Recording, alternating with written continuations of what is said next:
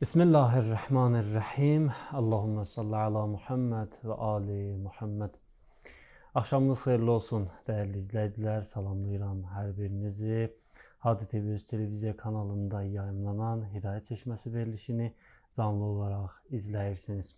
Və mübarək Ramazan ayının gəlişi münasibəti ilə də səmimi qəlbdən sizləri təbrik edir və Allahdan arzu edirik ki, Allah Teala bu ayda olunan ibadətləri, edilən itaətləri, tutulan orucları ali dərəcədə öz dərgahında qəbul eləsin inşallah. Dəyərli tamaşaçılar, bildiyiniz kimi biz artıq ikinci gecədir ki, Ramazan ayında yeni bir proje ilə sizlərin xidmətindəyik ki, bu verilişdə biz şiəliyi köklü şəkildə istəyirik ki, siz dəyərli tamaşaçılara çatdıraq və heç bir şübhə qalmasın bu şiəlidə. Bildiyiniz kimi son zamanlarda şiəliyə çoxlu böhtanlar atılır, çoxlu şübhələr atılır. Biz də bu verilişlər vasitəsilə istəyirik ki, həmin şübhələri bərtərəf eləyək və o şübhələrə cavab verək. Və bunun üçün də studiyamıza müxtəlif qonaqlar dəvət edirik.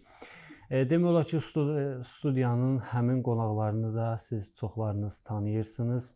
Mən vaxt itirmədən həmin ustadları sizlərə təqdim edim və mövzumuza başlayaq. Studiyamızın dəyərli alim ustad qonaqları cənab Höccətülislam, ustad Firuz Yaşaroğlu və ustad Höccətülislam Elvin Əzimovdur. Ustad, mən sizi salamlayıram. Axşamınız xeyir olsun. Xoş gəlmisiniz. Aleykümselam və rəhmətullah.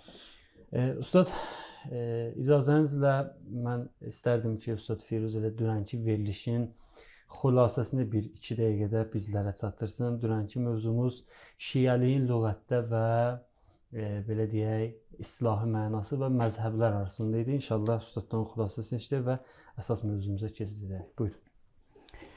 Bismillahirrahmanirrahim və bihi nəstəin və sallallahu ala seyyidina Muhammed və alihi tahirin. Hüseyin müəllim, mən də sizi və həmçinin dəyərli ustadı, Elvin ustadı həqiqətən ürəkdən salamlayıram və bir verilişdə onunla olmaq mən üçün həqiqətən bir şərəfdir və həmçinin dəyərli tamaşaçıları ürəkdən salamlayıram və ilk söhbət etməyimin səbəbi budur ki, bir dünənki verilişə qısa da olsa bir baxış salaq, ondan sonra ustaddan istifadə eləyik. Biz dünənki verilişdə işarə elədiyimiz kimi istədik ki, şiəlik haqqında qısa bir məlumat verək. Şiə kimə deyilir? Bu kəlimə Qur'an-ı Kərimdə keçib, əgər keçibsə, lüğətdə olan mənada istifadə olunub ya terminoloji mənasında. Qeyd olunur ki, baxmayaq ki, Qur'an-ı Kərimdə onlarla ayədə şiə kəlməsi keçib, amma heç birində şiə terminoloji mənasında istifadə olunmamışdır. Amma Peyğəmbərin dilində niyə? Həm sünni qaynaqlarında, həm şiə qaynaqlarında şiə kəlməsi Əli əleyhissalamın həqiqətən tərəfdarları mənasında, köməkçiləri barəsində istifadə edilmişdi və nümunə olaraq da qeyd olundu.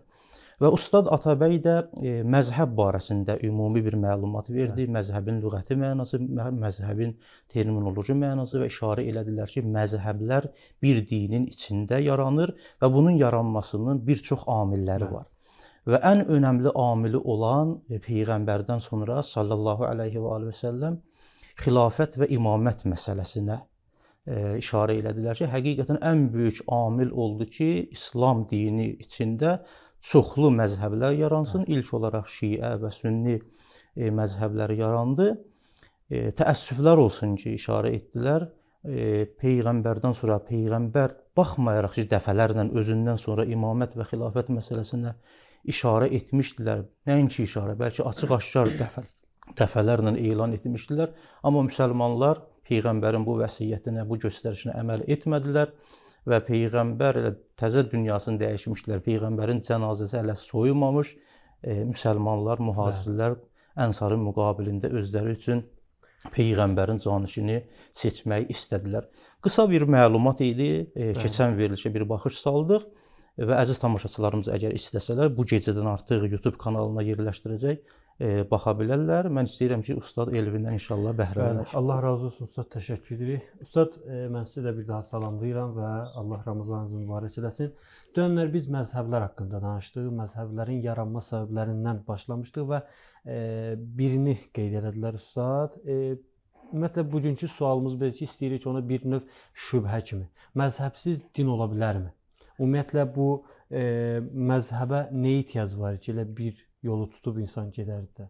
Buyur. Bismillahirrahmanirrahim və bihi nəstəin. Allahumma salli ala Muhammed və ali Muhammed.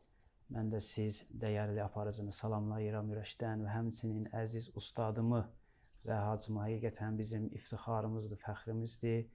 Baxmayaraq ki, həm mənəvi baxımdan, həm elmi baxımdan ucadır, amma həmişə bizə lütfü var, tam səmimi deyirik bunu və bu cür ustaddan bir yerdə çıxış eləmək şəxsən mənim üçün şərəfdir. Allah təbarək və təala hacının və hacının timsalında olan bütün ustadlarımızı öz nəzərində saxlasın inşallah. Amin. Və həmçinin dəyərli izləyiciləri salamlayırıq, ovqatları xeyir olsun. Allah təbarək və təala tutduqları orucları qəbul eləsin inşallah. Gözəl sualdır. İstəyirəm Hüseyn müəllim, mən də bir-iki dənə bura sual əlavə edeyim ki, çünki sosial şəbəkələrdə buna uyğun bəzi suallar verilir. Elə siz buyurdunuz, məzhəbsiz bir din ola bilməzmi? Bu sual, yəni Azərbaycanda deyək iki qrup tərəfindən səsləndirilir. Bəziləri özlərinə Qurançı deyirlər, Quraniyyun. Bir növ istəyirlər deyirlər ki, məzhəb ixtilafı səbəb olur və həmçinin ateistlər ki, deyirlər, baxın bunlar elə bir-birlərini qırırlar, bu nədir, bu qədər məzhəb olar. Və həmçinin məzhəb müsəlmanları həqiqətən parçalayırmı? Məsələn, bəzən biz söhbətlər eləyirik, şiə-sünni söhbətləri eləyirik. Bu İslamın parçalanmağına səbəb olurmu? Yoxsa necə? Və ən əsas suallardan biri budur ki, və mən dəfələrlə eşitmişəm bu sualı, Həzrət Peyğəmbərin məzhəbi olubmu? Həzrət Peyğəmbər şiə olub, yoxsa sünni? Yəni bir növ istəyirlər bundan bir nəticə alsınlar, çıxarış alsınlar ki, yəni Həzrət Peyğəmbər kimi şəxs şiə və ya sünni olmayıbsa, siz nə üçün bu məsələni önə çəkirsiniz? Yəni bu sonra uydurulan bir şeylər, bəli. Və həmçinin əsas məsələ budur ki, Qurani Kərimin baxışı nədir buna? Yəni Qurani Kərimdən iki dənə ayə gətirirlər və xüsusilə Ənam surəsinin 159-cu ayəsin ki, o ayədən istəyirlər istifadə eləyərlər. Ümumiyyətlə məzhəb söhbətini ortaya atmaq Qurana xilafdır. Yəni siz Qurana qarşı çıxırsınız. Yəni bu suallar önəmli suallardan. İnşallah bir-bir cavab verərik. Ustad da inşallah kömək eləyər bizə. Birinci məsələ budur ki, görəsən ümumiyyətlə məzhəbsiz bir din ola bilməzmi? Baxın, ümumiyyətlə məzhəbin yaranması iki cürdür. Bəzən təbiidir, bəzən qeyri-təbiidir. Təbii dedikdə nə nəzərdə tutulur? Yəni biz görürük ki, həqiqətən bu oruçluqda bir dənə bir söz deyim. Deməli, hacı təqribən neçə il bundan qabaq, bəlkə 4 il, 5 il bundan qabaq birinci dəfə təzə çıxmışdım Rafaildən, Allah hifz eləsin Rafail ustaddan. O vaxt aparıcı idi. Dedim, mən Ramazanda çağırmayın. Sanki tutulma olur dəhşətli dərəcə. İnşallah əziz izləyicilər yola verərlər. Allah sizi hifz eləsin. Deməli, məzhəbçilik müsəlmanları yəni məzhəbsiz din ola bilərmi?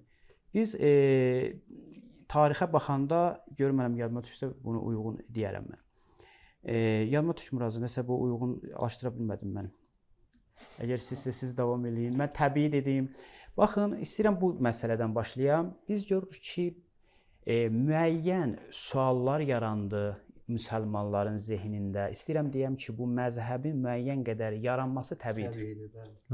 İstər-istəməz, istəyir Azərbaycanda olan Quranələr olsun, istəyir, nə bilim, özünə bəzi hətta sələflər deyirlər ki, Allahın ipindən möhkəm yapışın, nə bilim, belə şeylər. Əslində belə deyil, məzhəbin yaranması təbiidir. Həm etiqadi yöndə, həm də fiqhi yöndə. Məzhəb, mən qısa şəkildə buna istəyirəm işarə edəm, çünki vaxtımız da çox da çatmayacaq. Məzhəb dini gəlib parçalamaq deyil. Məzhəb əslində dini anlamaqdadır. Yəni, müəyyən bir mövzuda, müəyyən bir müsəlman həmən mövzunu bir cür anlayır, başqası isə onu başqa cür anlayır. Deyək ki, həmən qəza-qədər məsələsi. Ki, müsəlmanların arasında bu yayıldı. İlk deyək ki, Behsətdən sonra, Peyğəmbərdən sonra ilk elə bəhslərdən biri bu idi. Bəziləri gəldilər, qəza-qədəri bir cür izah elədilər, bəziləri isə başqa cür. Və onlara ad nisbət verildi. Bəzən düşmən bu adı nisbət verir, bəzən isə. Yəni, əslində o da özünə müsəlman deyir. Deyir ki, mən bu ayəni, bu hədisi bu cür anlayıram və onun adı olur xüsusi. İstənilən sahələrdə bu cürdür. adi deyək ki, fəlsəfədə biz oxuyuruq. Bəziləri fəlsəfədə şuhuda çox önəm verirlər. Adın qoyurlar, nə bilim, irfan meyilli, işrak fəlsəfəsi.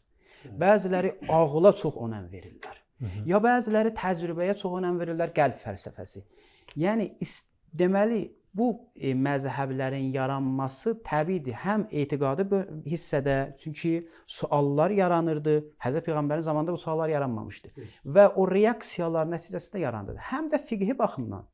Niyə 4 dənə məzhəb yarandı? Biz baxanda görürük ki, onların usulları var. Əhl-i-Sünnə məzhəbini deyirəm təbii ki.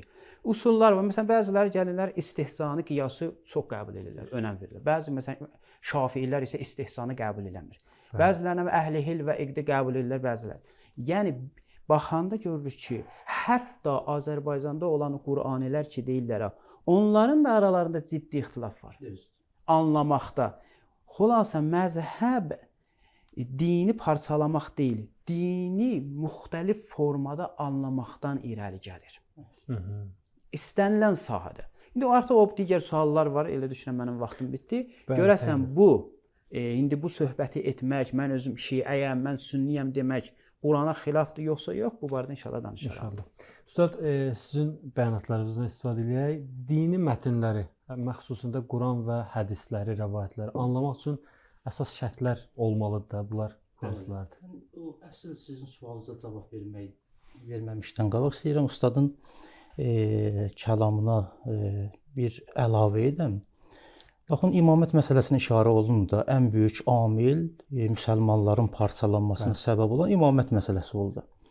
Və ustad da işarə elədilər ki, həqiqətən bəzən məzhəblərin yaranması qaçılmazdır. Təbii bir. Niyə təbiidir? Əlbəttə bu cəhətdən təbiidir ki, nə üçün Peyğəmbərin öz zamanında olmadı? O təbii amillər yox idi. Mən demək istəyirəm ki, əgər Peyğəmbərin sözünə əməl olunsaydı, o təbii amillər də əmələ gəlməyəcəkdi. İmamət məsələsində Peyğəmbərin ki vəsiyyətinə əməl etmədilər. Bəli, bundan sonra ustadın buyurduğu kimi bir sıra etiqadi suallar. Və bunda artıq İslam məmləkəti genişlənir, müxtəlif, məsələn, Xristian dinindən, nə bilim, Yunandan, hətta dinsizlər gəlirlər, elə suallar. Bunlar da Əhl-i-Beyti bir mərcə kimi qəbul eləmirlər ki. Vaxtı ki, qəbul eləmirlər, nə eləsinlər? Müraciət edirlər Qurana. Quranda, məsələn, müxtəlif bərdاشlar eləyirlər, məsələn, öz düşüncəsini ki götürürlər. Təbii olaraq şiə qaynaqlarına əsasən, şiə meyarlarına əsasən onlar qəbul olunması deyil. Nəticədə onların bir məzhəbi olur, şiənin başqa bir məzhəbi. Amma Əhl-i-Beyti mərcə kimi qəbul eləsəydilər, necə Peyğəmbərin öz zamanında İslam dini vahid idi, ikinci bir məzhəb yox idi, Peyğəmbərdən də sonra olmazdı. Amma sizin sualınıza qayıdaq. Hüseyn müəllim, həqiqətən də belədir. Elə məzhəbin yaranma amillərindən də biri dini mətnlərə, yəni Qur'an-ı Kərimə, hədislərə müraciət edəndə heç bir meyar olmadan görürsən bəziləri müraciət edir. Amma ustad da yəqin ki təyid eləyər. Biz istəyir təfsir alimlərinin, böyük təfsir alimlərinin təfsirlərinin müqəddiməsinə baxanda və yaxud da üsul alimlərinin və yaxud fəqihlərin Şəhid əvvəl, Şəhid Sani Lümə kitabında deyir ki, dini mətnlərdən hər hansı bir hökmü ələ gətirmək üçün bir sıra şərtlər vardır. Mən bir neçəsinə ad aparacağam, əlbəttə vaxtımız azdır. Hər biri haqqında əgər vaxtım olsa bir misal da vuraram. Birinci önəmli məsələ, Qur'anın ayələrini başa düşmək üçün, o cürə ki Allahın məqsədidir. Və yaxud da Əhl-i-Beytin hədislərini başa düşmək üçün bir nəfər ki, ərəb ədəbiyyatını bilmir. Bu eləyə bilər Qur'anın məqsədini ələ gətirsin, hədislərin məqsədi. Əlbəttə, mən bunu deməkdən nəticə almaq istəmirəm, amma ümumi insanlar Qur'an-ı Kərimdən bəhrələnə bilməzlər, onlar Qur'anı başa düşə bilməzlər. Xeyr, Allah Teala ən əqli, fəlsəfi bəhsləri bəzən misal şəklində gətirib insanlara bəyan edir və adi insanlar da başa düşürlər. Amma söhbət etiqadi məsələlərdən gedir. Gərək bir nəfər ki, istəyir Qur'anı başa düşsün, bir fətva ələ gətirsin, gərək birinci olaraq nədir? Ərəb ədəbiyyatını bilsin. Mən nümunə olaraq, mən uzağa getmək istəmirəm. Birinci olaraq lüğəti gərək bilsin. Sərf elmini bilsin, nəhv elmini bilsin. Hələ mən deyirəm bilsin ha. Mən ustaddan sonra, ustad neçə il siz nəhv sərf elmini oxudunuz? Ən azından 4-5 il ancaq ərəb ədəbiyyatıdır. Hələ bunun kənarında Biz əlavə ilə elmi bəyanı, elmi məani, yəni bəlağət, fəsahət elmini. Məsələn, mən bir dənə nümunə misal vururam. Məsələn, Qur'an-ı Kərimdə ayələr vardır. Məsələn, biri həmin elə məşhur dəstəmaz ayəsi. Vəmsəhu bi ruusikum. Ba gəlib də. Alimlər burada bəhs edirlər. Siz də bunu bəhs etmisiniz. Vəmsəhu bi ruusikum. Burada banı Allah Taala nə üçün gətirib? Ərəb dilində, yəni nəhv elmində 9 dənə, ən azından mənim yadımda olan ki, bir dənə ba hərfinin mənası var. 9 dənə mənası var. Alimlər bəhs edirlər ki, vəmsəhu bi ruusikum, burada gələn ba hansı mənanı ifadə edir? Bəziləri deyirlər ki, ba burada ilsaqdır. Bəziləri deyirlər ki, təbizdir. Bəziləri deyirlər ki, zaidədir, yəni artıqdır, təkidi bildirir. İndi bir nəfər ki, mən elə işarə edirəm, layiq də bilmirəm adlarını çəkirəm. Azərbaycanda özlərini ilahiyyatçı adlandırırlar, Quran ayələrinə istinad edirlər və fətva da verirlər. Onlar ki, ərəb ədəbiyyatını bilmirlər, həqiqətən bunu düşünə bilərlər. Əllamə Təbatabai deyir ki, burada ba təbizdir. Ona görə başın bir hissəsini də məsəl üçün kifayət edir. Baxın, bir dənə ba hərfinin mənası nə qədər təsir edir hökmdə, fətvada. Və bunun kimi çoxları var. Hətta həmin ayəni davam edir. Siz bəhs edirsiniz, elə bilirəm bunu. Məsələn, vəmsəhu bi ruusikum və ərculəkum. Burada nə üçün ərculəkum oldu? Ərculəkum oxuyanlar bir fətva verir, ərculikum oxuyanlar başqa bir fətva verirlər. Yəni belə deyək də, burada nəhvə qayıdır artıq. Burada bağlayıcı ruus kəliməsinin məhəllinə ətf olunur, yoxsa necə deyərlər, ləfzinə ətf olur. Və nəticə etibarilə də fətvalar fərqlidir və dəyişir. Bəs bu baxımdan birinci şərti nədir? Gərək bir nəfər ki istəyir Qur'anı, hədisi, yəni dini mətnləri başa düşsün, gərək ərəb ədəbiyyatını nəinki bilsin, bəlkə ona müsəllət olsun. Mən deyərdim, əlhəmdülillah, ustad çoxlu zəhmət çəkirlər, hətta tədris deyirlər nəhvisəri. Amma yenə də Qur'an-ı Kərimi biz oxuyanda bəzi yerdə fikirləşirik, burada ba hansı mənadadır? Burada cümləyə istinafiyədir, nə bilim, başqa cümlədir. O qədər dərinlikləri vardır. Bu dərinlikləri hər adam başa düşə bilməz. Bu birinci. Ustad, üzr istəyirəm, 1-2 dəqiqə vaxtınız var. Bəli. İkinci şərtə də işarə edim. İkinci şərt, bu önəmli şərtdir. O da Əhl-i Beytin mərcəiyyətini qəbul eləməklidir. Qur'anın məsələn, Qur'anın təfsirində. Buna bizim dəlillərimiz var, yəni Əhl-i Təsənnün qaynaqlarında nəql olunub.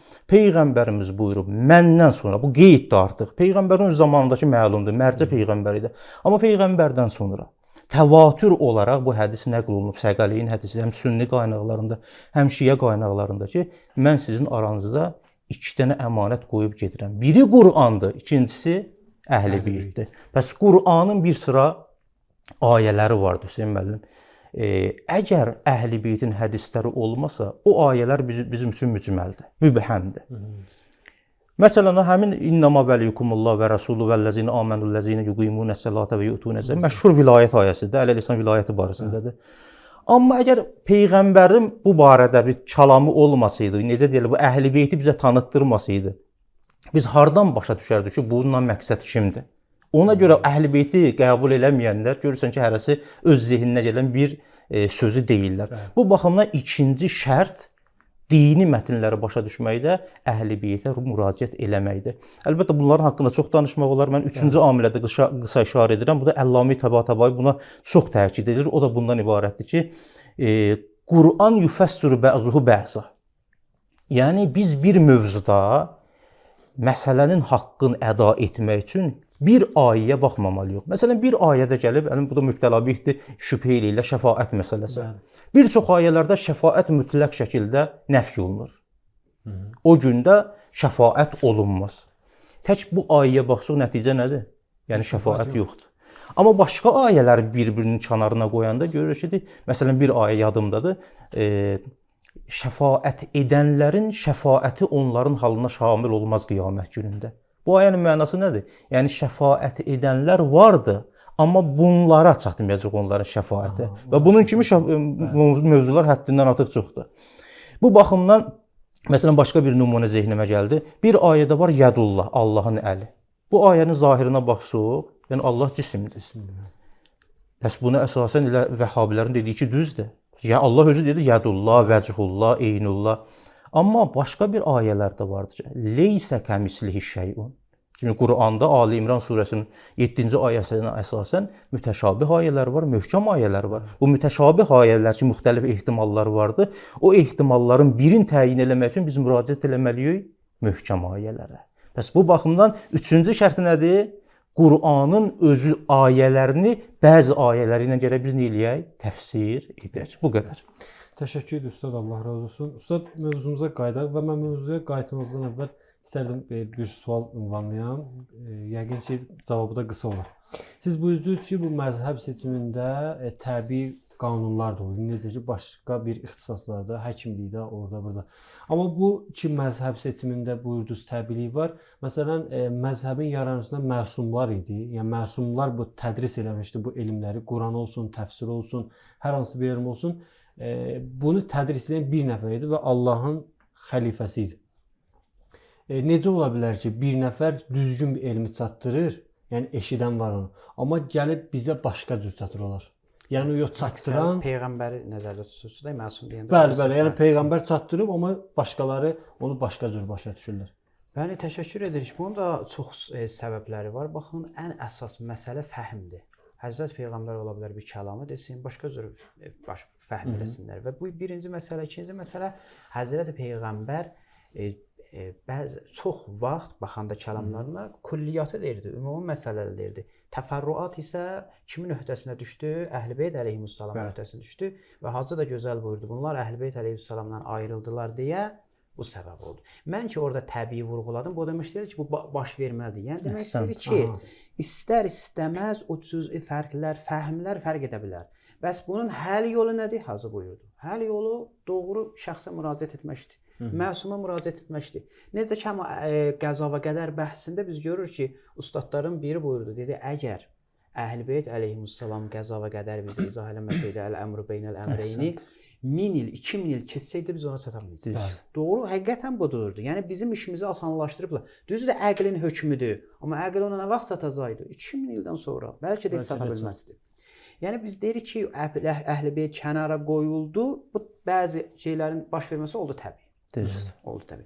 Mən qısa şəkildə tez-tez bu suallara cavab verim. İkinci sual buydu ki, məzhəbçilik müsəlmanları parçalayır. Bəli, parçalayır.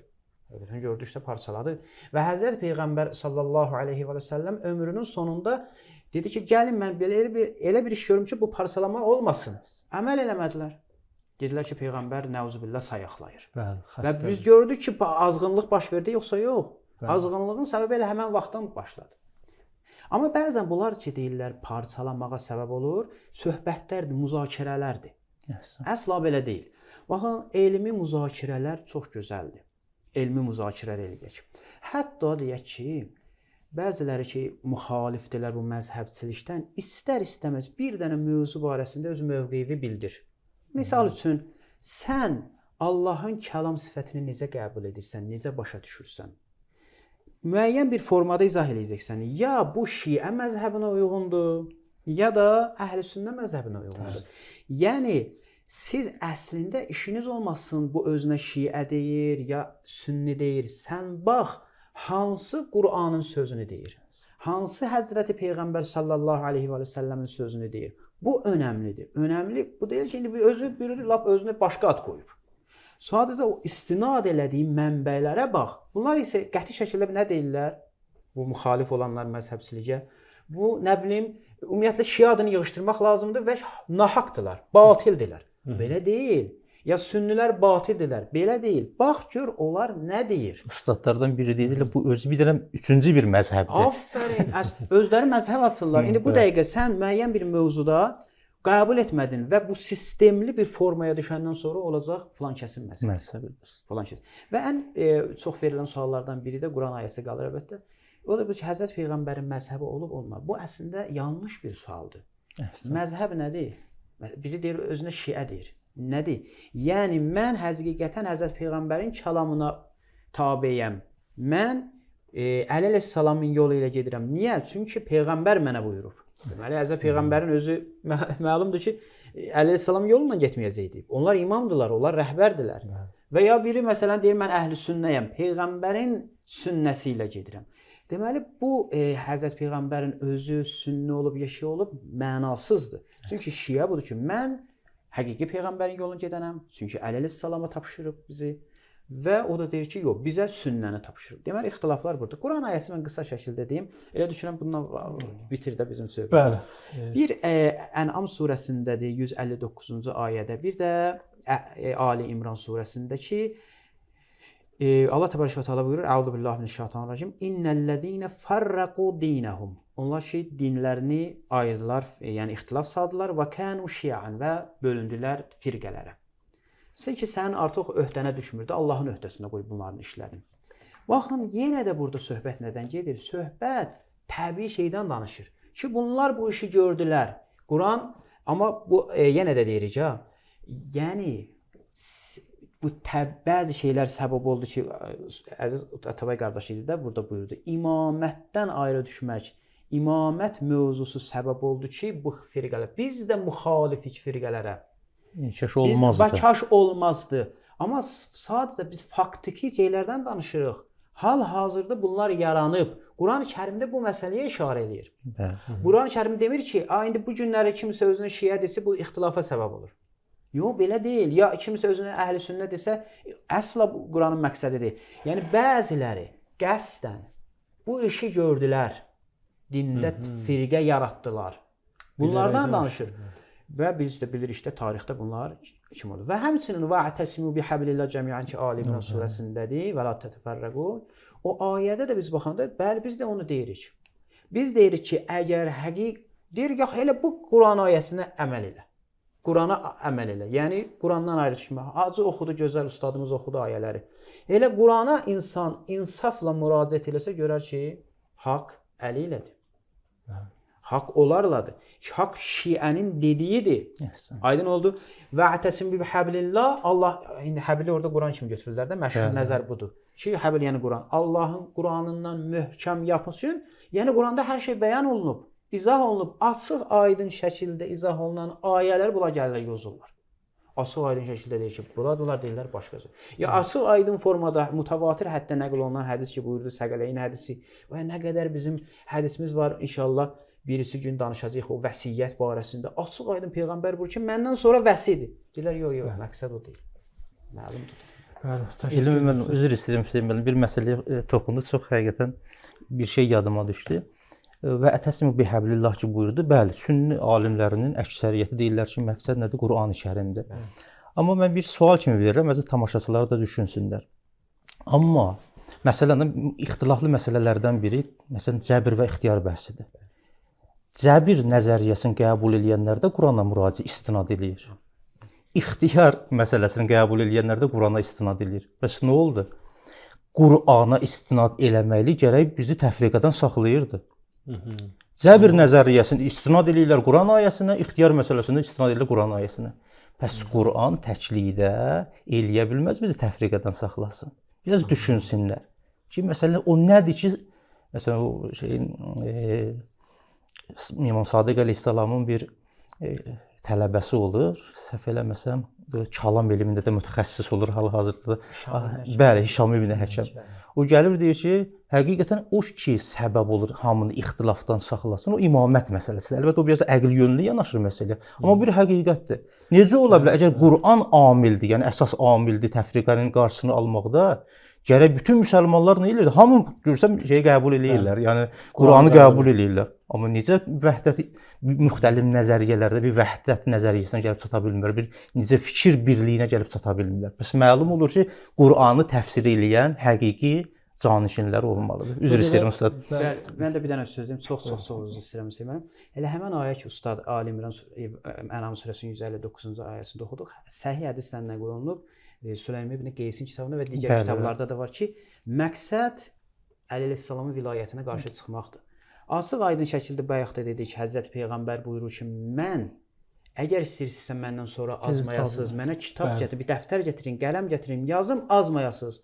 Bu açıq aydın şəkildə deyir ki, baxın azacaqsınız da bu işi görməsiniz, amma deyir ki, bu kişi sayıqladı. Və biz də görürük ki, bu günlər həqiqətən bu azlıq var. Ki, bəli, ona görə də biz hədislərdə görürük ki, hətta o bihablillahı Əmmə əleyhissalamı nəzərdə tutublar.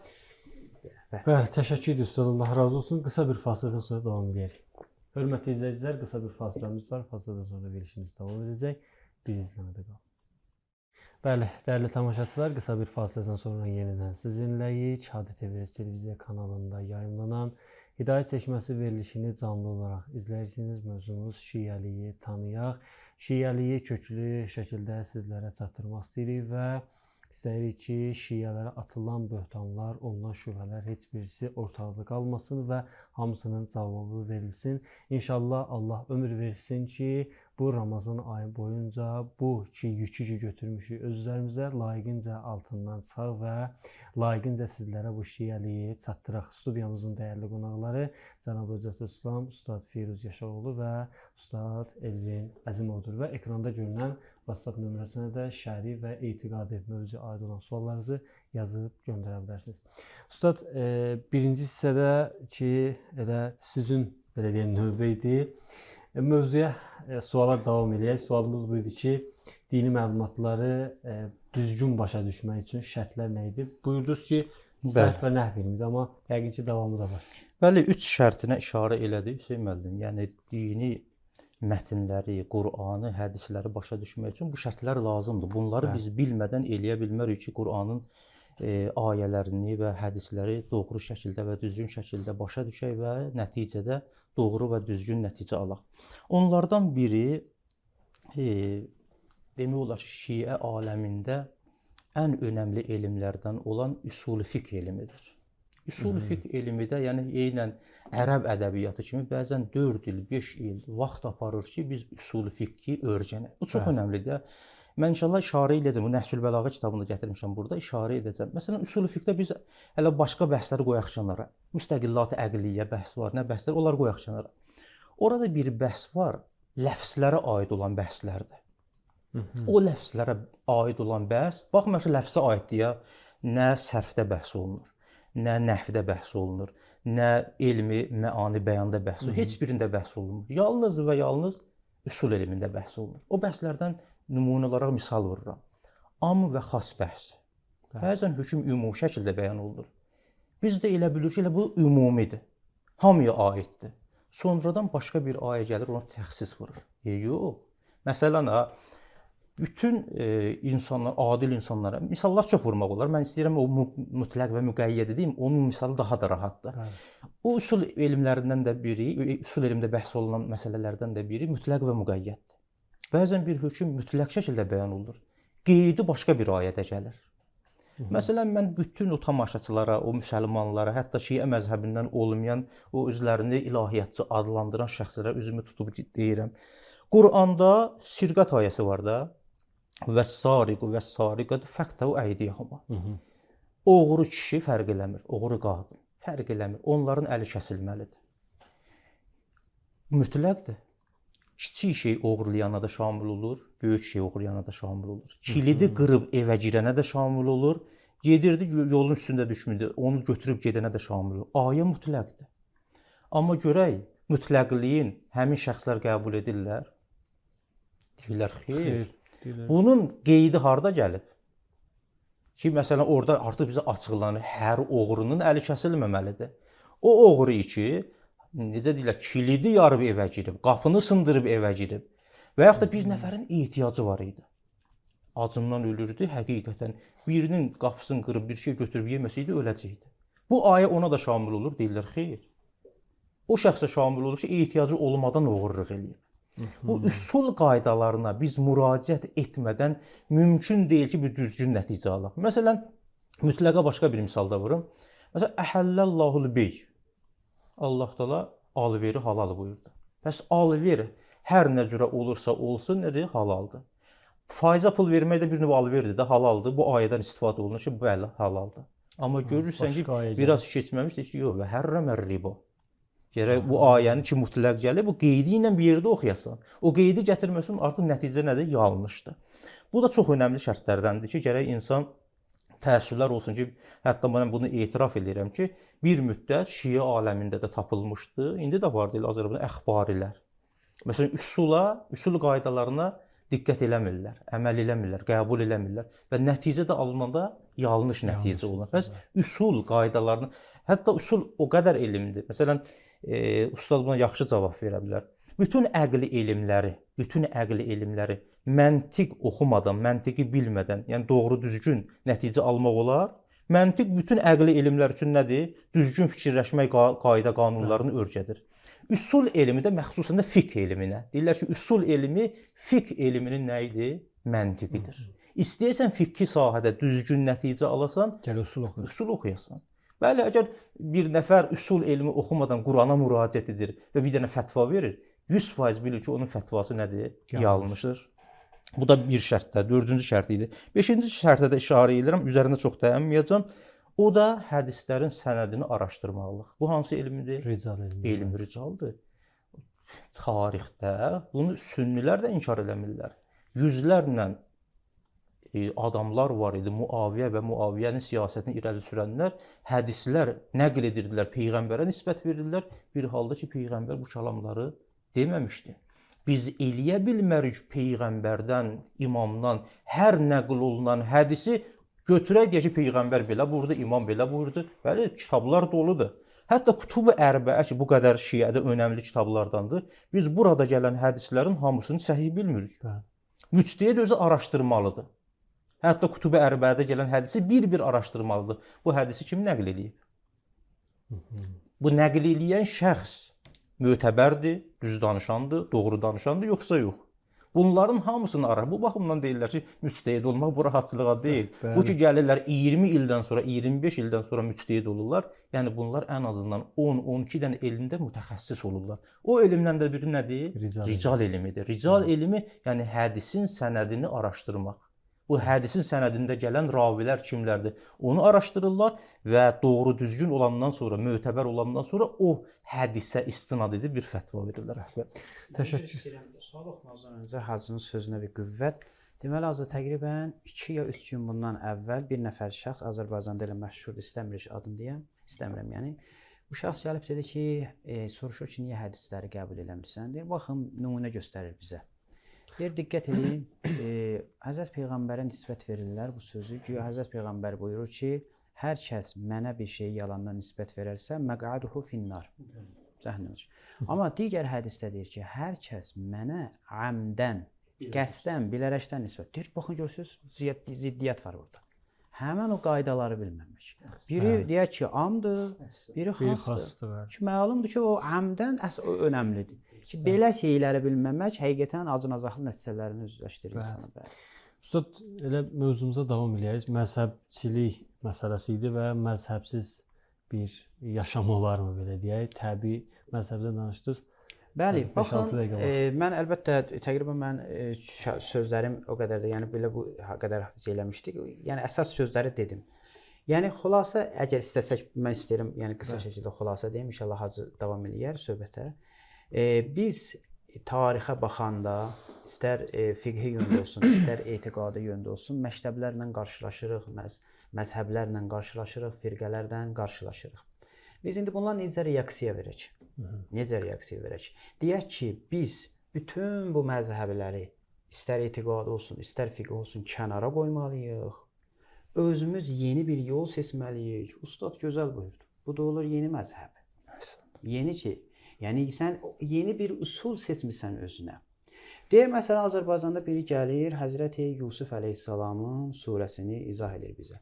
Ki, deyir, Həzrəti Yusuf əleyhissalamda, ümumiyyətlə, Həzrəti Yusuf əleyhissalam zindanda olmayıb. Bu qədər. Həzrəti Yusuf əleyhissalamın atasının gözü kör olmayıb. Ya, onlar hamısı başlayır öz, heç qayda da yoxdur da, meyar da yoxdur. Yəni, artıq sən bu xəttdən ayrıldın. Özvə nə deyirsən? Deyir, yox, mən özümü müsəlman deyirəm, müsəlman var. Sən özvə müsəlman da desən, sən düşüncə baxımından, fiqhi baxımdan ayrıldın.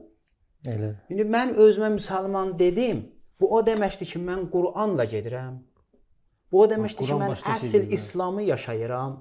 Mümkündür, yenə də deyirəm, biri özünə hətta Yəhudi desin, amma bütün sistemi, yəni əqidə sistemi, düşüncə sistemi, bütün o fiqhi davranışları hamısı Qur'ana və Əhl-i Beytin göstərişlərinə, yəni sünnəyə, Peyğəmbərin göstərişlərinə uyğun olsun. Yəni meyar kiməsə müsəlman demək deyil, hamı özünə müsəlman deyir. Sadəcə yaxşı olardı sən, əgər araşdırmacısan, hər kimsə, gəlib bir-bir bunların prinsiplərini, etiqadi sistemi nəyə söykənirlər? Məsələn, Şiə nəyə əsasən deyir ki, haqq İmam Əlidəndir? Əhl-i-Sünnə nəyə əsasən deyir ki, məsələn, icma var idi orada? Bunları araşdır. İstər-istəməz bir çox mövzularda ya Şiənin dediyini deyəcəksən, ya da Əhl-i-Sünnənidir. Amma hamısını qoyaq kənara. Yox, mən Şiə sözündən xoşum gəlmir. Yaxşı, bu sözü qoyaq kənara. Xoşun gəlmir də neyinir?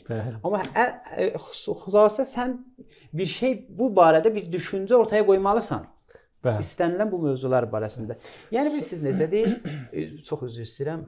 Bunlar əslində istəyirlər ki, bir növ o dinə qarşı olanlar var, axı dinə qarşı və müəyyən qədər avamlar, onların deyək ki, müxatəblər özlərinə cəlb eləmək üçün belə qəşəng gözəl sözlərdən istifadə edir. Baxın, mən məzhəbçiliyə ziddəm. Quranda oxuduqda ayə. Mən deyirəm müsəlman, bəli, düz deyir. Başı da çıxmır. Lakin bilmir ki, ay qardaşım, bu 10 dənə əgər məzhəb varsa, bunun içində biri doğru deyil. Müəyyən bir məsələdir. Ya o müəyyən məsələdə doğru deyil. Sən gəl araşdırma apar, özünə ad qoymayacaq. Ustad hərə bir cür gündəmə gəlmək istəyir. Dində də beləcə. Məsələn, təsəvvür edin ki, mən hardan bildim? Adam məsələn bizim əziz hacımız, ustadımız qəsdi nə deyim? Bu qədər ki, gecə-gündüz çalışır həqiqətən. Məqsədi budur ki, İslam maarifi önə getsin. Nə orada şəxsi maraq var filan. Amma təsəvvür edin ki, hacı sabahları gəlib bir dənə mövzu qoya burada. Mövzu nədir? Görəsən Ronaldo, Messi cənnətə gedəcək yoxsa yox? İnanmırsınız Hüseyn müəllim? 3 gün bundan qabaq mövzu qoyublar, minlərlə adam baxır, Ronaldo cənnətə gedəcək yoxsa yox? Deməli bunların marağı nədir? Maraq İslam deyil. Gündəmdə olmaqdır. Bəlkə Ronaldo özü bilmir ki, cənnət var yoxsa cəhənnəm. Ustad 2-3 dəqiqə vaxtımız var mümkünsə, çünki suallar var. Bəli, mən istəyirəm bu bəhsi qısa da olsa tamamlayam. Önəmli şərtlərdən də biri Hüseyn müəllim, hətta fərz edək ki, Əhl-i Beyt imamlarından, yadda elə əziz peyğəmbərimizin özündən gələn hədis sənəd baxımından problemi yoxdur. Amma hədisin zahirinə baxanda ustad da işarə elədilər. Quran ayəsindən uyğun gəlmir. Burada nə eləyək? Bizim Əhl-i Beyt imamlarından onlarla hədis vardı. Ünvan belədir, ərzi hədis bil Quran. Yəni hədisləri bizi doğru düzgün olmağın bilmək üçün meyarımız da nədir? Qurani Kərimdir. Ondan bu baxımdan deyirlər ki, hətta gördünüz 2 dənə hədis bir-birinin ziddinədir. Əgər hədisin sənədinin problemi var, qoyacaq kənara. Fərz eləyək ki, 2 dənə hədisdir, sənəd baxımından da problem yoxdur. Amma zahirdə bir-birinin ziddinədir. Bizə meyar veriblər Əhl-i Beyt. Ma vafəqəl kitabə fəxuzuhu. Hansı Qurani Kərimdən uyğundursa, onu götür. Hansı ki Qurani Kərimdən uyğun deyilsə, fəzribuhu ələl cidar. O hədislər ki Qurani Kərimdən uyğun deyir, onlar deyir, çırpın divara. Biz Quranın ziddinə bir söz deyə bilmərik, demərik heç vaxt. Əlbəttə bu qeyd eləyirəm, indi ustadla da elə siz bu veriliş başlamamışdan qabaq söhbət edirdik. Yəni bunlar elə mövzulardır ki, 30 verilişdə tamamlanmayacaq. Bizim inşallah fikrimiz vardı, Allah ömür versə. Biz hal-hazırda hər bir mövzu haqqında 2 kəlmə, 3 kəlmə danışırıq. Belə bəhslər vardı, belə elmi bəhslər vardı. Allah ömür versə geniş şəkildə bunları hamısının üzərində dayanacaq. Axırıncı şərtlərdən də biri ustadın sahəsidir, məxsusən məsələn əql məsələsi. Dində, dini mətnlərdə əqlin ziddinə söz deyilə bilməz. Harda gördünüz əqlin ziddinə bir dənə hədis vardı, zahir hədisdir. O hədisi ya yozmalısan, ya qoymalısan kənara. Yəni Şiə məzhəbində əsas şərtlərdən də biri əqlin meyarı olmasıdır. Əql dini mətnlərdə hüccət-i batinə kimi gəlib çatır. Hüccət-i zahirə peyğəmbərlərdir, tamam oldu getdi. Hüccət-i batinə əl-əql, insanın əqlidir. Əlbəttə əqli səlim. O əqli ki, məsələn bəziləri deyirlər ki, mən ağlım vardı, amma yenə orada görürsən ki, ağlın tabe eləyib nəfsinə. O cür ağıl yox, əqli səlim. Əqli fitri. Yəni bütün o zehnində olan pişfəzləri qoysun kənara, doğru və düzgün şəkildə düşünsün. Əql onu haqqa yönləndirəcək. Bu da əsas şərtlərdən biridir. Nəhayət bu axırıncısını ki demək istəyirəm. Bu əsas şərt deyil, amma bunun da təsiri vardır. Mən yadımdadır. Lümə kitabını oxuyanda ustad bilirlər ki, fiqhi istidlalı kitablardan biridir. Hovuzədə ən önəmli kitablardan biridir. Orada qəza bəhsində, qəzavət eləmək bəhsində birinci deyir ki, qəzavət eləyən şəxs ilk olaraq özü gərək müctəhid olsun, ya müctəhiddən nəyi olsun, icazəsi olsun. Sonra deyir müctəhid kim ola bilər? Qeyd eləyir bu elmdə mütəxəssis olsun. Bunların hamısını deyəndən sonra deyir bundan əlavə çoxları bunları bilirdilər, amma o mələki ictihadə çatmamışlar. Bəlkə burada mənəviyyatı da olmalıdır. Mənəviyyat, o əsl mənəviyyat olmasa, elə bizim əlhəmdə hovuzədə nə qədər ustadlar var, alimlər var, tədris eləyirlər, amma mərcə olmaq üçün xüsusi bir Allahın inayəti də olmalıdır. La yəməssuhu illəl mutəhharun. La yəməssuhu hovuz əmri deyirlər, qayıdır o, necə deyirlər, o Qur'an elminin həqiqətlərinə, batininə. O Qur'anın batinini ancaq kimlər bilər? O pak olanlar. Pak olanlar ilk öncə əhl-i beytdir və əl-əqrabu fəl-əqrab, onların yoluna yaxın olanlar. Təşəkkür edirəm ustad, Allah razı olsun. Bizim mövzuya aid suallarımız var, icazənizlə. Onları mən oxuyum. İlk olaraq bir səsli mesaj göndəriblər. Hər vaxt yolunda. Ya Allah salam versin, hər vaxt yolunda dəyərli ustadlar. Hər birinizi bu gözəl mübarək Ramazan ayının münasibətilə təbrik edirəm. Allah etdiyiniz əməlləri öz dərgahında qəbul eləsin. Ustada belə bir sualım var. Sünni məzhəbində 4 dənə məzhəb var. Şiəsilikdə biz Cəfəri məzhəbindən başqa məzhəb tanımırıq. Şiəsilikdə də bu bəzi məzhəblər var, biz bilmədiyimiz. Yoxsa elə doğrudan elə bir dənə Cəfəri məzhəbidir. Allah kömək olsun, Allah hifz eləsin. İltimas duha, Xuda hafiz. Təşəkkür edirik ustad. Yəqin ki, elə sizə ünvanlanan sual. Buyurun, buyurun. Bəli, təşəkkür edirik. Allah razı olsun. Allah əziz izləyicimizin də ibadətlərini, itaətlərini qəbul eləsin inşallah. Bəli, baxın, ümumiyyətlə Cəfəri məzhəbi ki bizə deyilir, əslində biz 12 imamçı sayılırıq etiqadı baxımından. Fiqhi yönə Cəfəri adından tanınırdı. Çünki İmam Cəfər Sadiq əleyhissalamın zamanında artıq bu bir növ fürsət var idi. Bəli. Amma bizim digər, yəni Şiə məzhəbində digər qollar da var. Məsələn, Zeydiyyə hətta Şiənin bir qolu kimi sayılır. Neçə imamçı varlarımızdır. Yəni Şiənin hətta bəzən 24-də, məsələn, Şəhristanı öz kitabında 27-yə yaxın qeyd deyib, adını zikr edib. Yəni var, həm etiqadı baxımından təbii ki, etiqad fərqləndisə, yəni 5 dənə imamı qəbul edirsə, fiqhləri də fərqlənəcək. Mən burada bir məsələyə toxunmaq istəyirəm. Ustad bayaq vurğuladı, elə məzhəb sözü düşdü, qısa şəkildə. Ustad, siz orada gözəl buyurdunuz, Şiə sözün filan, İmam əleyhissalamın zamanında bu vəhabilər o qədər, yəni, necə deyim, əməvisidirlər də həqiqətən bunlar. Bunlar bildilər ki, əgər biz bunlara, yəni bizə Şiə desək, istər-istəməz kimsə gedib bunun tarixini araşdıracaq. Tarixini araşdıracaq, görəcək ki, bu sözü ilk dəfə istifadə edən Peyğəmbərin özüdür. Ona görə gəldilər çox bilmişliklərindən, bəziləri istər-istəməz istifadə edirlər yenə də. Deyirlər, yox, bunlar Şiə deyirlər, bunlar Rafizidirlər. Biz isə Şiəyik. Şiə yəni əlini sevən. Əlinin davamçısı. Bu biz də sevirik də. Əsl elə əlini sevən bizik. Əslində bunlar oyundur. Bunlar məlumdur ki, bunların oyunlarıdır. Ustad, bir yazı və bilmirəm, sual da yoxsa onu oxuyum inşallah. Ustadlara Allahın gözəl salamı olsun. Allah mübarək Ramazanınızı sizlərə, ümumən bütün haqq əhli olan müsəlmanlara bərəkətli etsin. Mənim sualım, Allah şeytanı niyə məhv etmədi? O günkü şeytan Allahın əmrindən çıxdı və Allah şeytanı həlak etmədisə, insanlara imtahan üçün insanların arasında olmağa izin verdi. Bununla belə anlamaq olur, Allah insanlara şeytanı özü yönləndirir və insanlar bu haqda tam günahsız sayılır. Ustadın icazəsi ilə mən ona cavab verirəm. Hüseyn müəllim, söhbətinin əvvəli demək olar ki, yaxşıdır, amma nəticə ki alıb, o nəticə doğru nəticə deyil.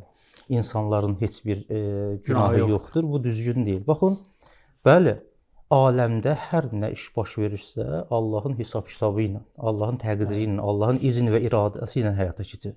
Amma bunların hər birinin özünə məxsus nə ilə var? Səbəbləri vardır. Hətta Cavad Amili buyurur ki, həqiqi təkamülə çatmaqda şeytanın böyük rolu vardır. Yəni şeytan olmasaydı, vəsvəsəsi olmasaydı, biz onun vəsvəsəsinin müqabilində dayanmasaydıq, həqiqi kəmala yetişə bilmərdik. Bu baxımdan biz şeytana borcluyuq. Düzdür, şeytan məlundur, Allahın itaətindən çıxıb işi ancaq insanları azdırmaqdır. Allah Taala bəli eləyə bilərdi insanları da mələklər kimi yaratsın, insanlar heç bir günah eləməsin. Amma fərzimiz budur ki, Allah Taala insanı yaradıb, ona ixtiyar verib, onun qarşısında iki yol qoyub. İnna hədəynahu səbilə imma şakiran və imma kəfura. İndi şeytan vəsvəsə eləyir, Allahın yolundan insanları çıxartsın. Bu tərəfdən Allah Taala insana ağıl verib. Allah Taala 124 min peyğəmbər göndərib, kitablar, səmavi kitablar nazil edib. İnsan qalıb iki yolun ayrıcında. Bu öz seçimidir. Şeytanın sözünə baxır yoxsa və şeytan da insana müsəllət deyil ha. Quranda bir ayə vardı. Şeytanla insanların dialoqu. Məxsusən o cəhənnəmdə olan insanların dialoqu vardı. İnsanlar cəhənnəmdə şeytanı başlayacaq məzəmmət eləməyə. Sən səbəb oldun biz məsələn cəhənnəmə gəldik. Şeytan, Allah Taala şeytan dilinə nəql edir. Şeytan onlara deyəcək: "Vəla təlumuyn." Məni məzəmmət eləməyin. "Vəlumu enfusakum." Özünüzü məzəmmət edin. "İnnema dəəftukum." Mənim işim sizi dəvət eləməkdir. Siz də Allah dəfələrlə Quranda ki, mənə sözümə baxın. Mənim dediklərimi qəbul edirsiniz. Siz mənim sözümü qəbul elədiniz, Allahın sözünü qəbul etmədiniz. Bəli, şeytanın təsiri vardı insanın azğın olmasında, amma şeytan tam səbəbi deyil. Tam səbəb, o səbəbi tamamlayan insanın öz iradə və ixtiyarıdır. Sonra bir sual da var, onu da oxuyum. Salam əleykum, Ramazan ayınız mübarək olsun. Əhl-i sünnədə məzhəblər arası ixtilaflar çoxdur. Bəs şiələr arasında da məzhəbi ixtilaflar varmı? Bunun səbəbi nədir bəs? Əgər şiəli imaməti qəbul edirsə, niyə bu qədər ixtilaf, parçalanma var? Bəli, təqribən elə bayaqki suala uyğundur. Bəli, yaxındır. Neçə imamçı var da, məsələn, bölürlər, deyək ki, bəziləri İmam Rıza əleyhissalamı qəbul eləmirlər. Adətən belə, yəni yazanlar, məzhəb barəsində firaq kitablarını yazanlar deyirlər ki, İmam Rızanı qəbul edənlər digər imam, amma İmam Rızadan əvvəl bölünürdülər. Deyək ki, 7 imamçı var idi, nə bilim 5 imamçı var, 4 imamçı var idi. İmam Səccada qədər qəbul edirdilər, qəbul eləmirdilər və bu ixtilaflar bu səbəbdir. Mən bir şey icazə versin əlavə edim ustadın sözünə. Baxın, biz peyğəmbərdən sonra ismət məqamının davamlı olmasını qəbul edirik. Kim 12 imamın xəttində gedib və məsumlara müraciət edib, nə qədər ki məsumlar həyatda idi, bizim əlimiz, yəni insanların əli onlara çatırdı, heç bir ixtilaf yox idi, fikir ayrılığı yox idi. Amma o kəslər ki, məsələn, ustad buyurdu, məsələn, Keysaniyyə, Vaqifiyyə, başqa məzhəblər, Zeydiyyə, İsmailiyyə işarə olundu. Onlar ki, xəttin ayırdılar, xəttin ayırandan sonra 6 imamda dayandılar, 6 imam, 7-ci imam ki, qəbul eləmədilər, məsələn, 7-ci imamdan sonra kimə müraciət edirdilər? Yeni məsələlər gəlirdi. İstər-istəməz orada məcbur edilər, nə eləsinlər? Fikir ayrılığı olsun. Əhl-i ki, qəbul edir. Elə bizdə də ustad siz təsdiq eləyirsiniz. İmam Məhdi əleyhissalam qeybə çəkiləndən sonra artıq bizim alimlərində arasında fikir ayrılığı oldu. İndi də hal-hazırdakı ictihadda görsən bəzi müxtəlif rəylər verirlər. Səbəbi odur. Yəni artıq əlləri məsuma çatmır, üsul qaydalarına istinad edirlər, fiqhi qaydalara istinad edirlər, müasir bir dənə məsələnin hökmünü bəyan edirlər. Bu da təbiətən nəticəsi nə olur? İxtilaflı məsələ olur. Bəli, sonda bir də sual oxuyum. Salam, axşamınız xeyir, oruc namazınız qəbul və Vaqiə surəsinin 39-cu ayəsi imam və peyğəmbərə aiddir.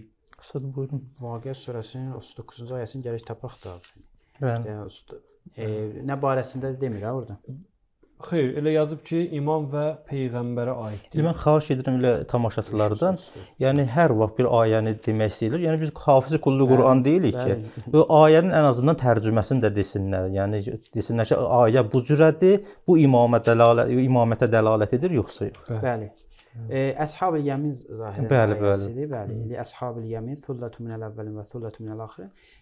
Hədislərdən istifadə olunur ki, bu sağ tərəf öndə gedənlər var, sağ tərəf sahiblər var və sol tərəf öndə gedənlər Həzrəti Peyğəmbər və imamlardır. Sağ tərəf sahibləri onlara tabe olanlardır və sol tərəf sahibləri də onlara qarşı olanlardır və hədislərdən də istifadə olunur. Hətta bir dənə mən hədis oxudum ustad ki, o bir dənə ayə ki var, saxlayın onları. Vəqifuhum innəhum məs'ulun. Orada da buyururlar ki, səhih sənədlə nəql olunub ki, ən vilayəti Əli, Əlinin vilayətindən sorğu salınacaq. Bəli, burada da öndə gedən elə Əhl-i Beyt əleyhissalam və sağda gedən inşallah onlara tabe olan. Amma burada bir məsələyə mən toxunum ki, elə düşünürəm yeri var. O da budur ki, bəziləri elə düşünür və bəzi hədislərdən də bu belə başa düşür ki, əlbəttə bir qrup hədislərdən sanki cənnətə yalnız şiələr daxil olacaq. Bu yanlış düşüncədir. Bizim bir dənə bəhsimiz var ki, fiqhi baxımdan görəsən bizə müxalif olanlar paşdır, yoxsa paş deyil. Yəni fiqhi baxımdan müsəlman sayılır. Bizim etiqadımıza görə bəli müsəlmandır. İkinci bəhs var burada nicat bəhsidir. Ki görəsən indi bizə müxalif olanlar nicat tapacaqlar yoxsa yox. Burada bir dənə şərt qoyurlar. Demək olar ki, istisnasız. Bir dənə Hədaiqun Nazirədə Yusuf Bəhrani bir söz deyir. Bəziləri deyirlər, hətta İmam Xomeyni və bir çoxları gəlib müəyyən qədər etiraz ediblər bu sözə. Ki əlbəttə o fiqhi bəhsində çox yəni əsaslanır. O da budur ki, bir dənə meyar qoyublar. Kimlər cəhənnəmə gedəcək? Əli əleyhissalama qarşı çıxanlar, çünki var da hədislərimizdə. İnad olsun. İnadkarlıq. Yəni bilə ki, haqq əli ilədir, amma qəbul etməyə. Amma görəsən həqiqətən əhl-i-sünnənin çoxu belədirmi? Xeyr, avamları var, bilmirik, xəbərləri yoxdur. Alimi nə deyir? Qəbul edir. Araşdırma qabiliyyəti də yoxdur və Qurani-Kərimin ifadəsi ilə desək müstəzəf. Bunlar sayılır. Və onlar istisnalı. Hətta Hədaiqun Nazirədə ustad, mən özüm çünki bu barədə çox oxudum, bir bəhs var idi. Özü orada gəlir, düzdür, əvvəl biraz şeydən sonra gəldi ki, bəli, müstəzəflər istisnalıdır. Bəli. İndi bizim sualımız bütün o əhl-i-sünnəyə və vəhabilərə budur ki, siz necə? Bizim barəmizdə bu düşüncədəsinizmi? Cəhənnəm əhlidirlər, əbədi də cəhənnəmdir. Təəssüflər olsun. Ustad, Allah razı olsun. Allah elimizə, ömrümüzə bərəkət versin. Təşəkkür edirik ki, dəvətimizi qəbul edib gəldiniz.